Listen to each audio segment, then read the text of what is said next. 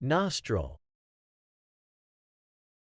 The word nostril refers to one of the two openings in the nose through which we breathe.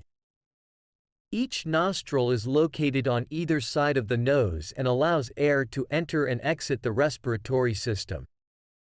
The term nostril is derived from the Old English word nosthyrl, which means nose hole. Here are a few examples of how to use the word nostril in sentences. 1. I could feel the cold air rushing through my nostrils as I took a deep breath. In this sentence, the word nostrils is used to describe the openings in the nose through which the cold air enters. 2. When I have a cold, my nostrils become congested, making it difficult to breathe. Here, the word nostrils is used to refer to the blocked or clogged openings in the nose that occur during a cold. 3.